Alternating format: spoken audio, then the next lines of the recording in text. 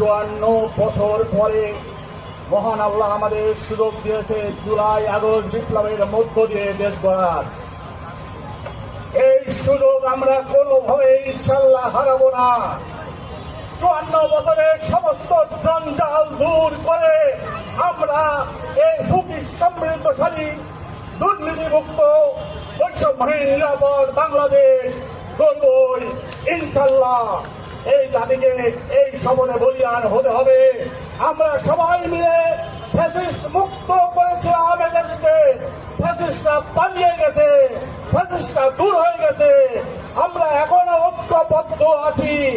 আজকের হা ভোট আমাদের সামনে থেকে এই হা ভোটের মধ্য দিয়ে আমরা ফ্যাসিস্টের কবর চিরতরে রচনা করব এবং হা ভোটের মধ্য দিয়ে ভারতীয় আধিপত্যবাদ এর খবর রচনা করব, স্বাধীনতার সার্বভৌমত্বকে সমুন্নত রাখবো। তাই আমি যারা বিভ্রান্তিতে আছে, বিভ্রান্তির বেড়াজালে পড়ে গেছে, তাদেরকে স্পষ্টভাবে বলতে চাই, আপনারা হা ভোটের পক্ষে সবাইকে বলেন এবং 12 ফেব্রুয়ারি আপনারা যে হা ভোটে সিল মারুন।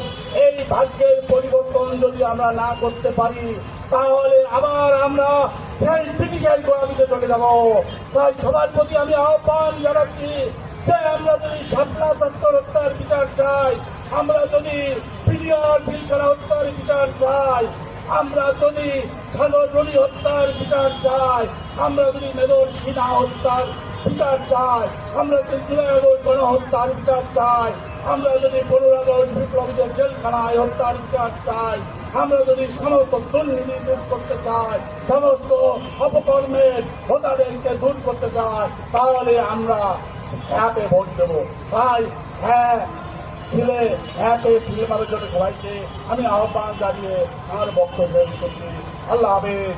বাংলাদেশ জিন্দাবাদ। ভারতীয় আধিপত্যবাদ ধ্বংস, ভারতীয় দালালেরা হুঁশিয়ার সাবধান।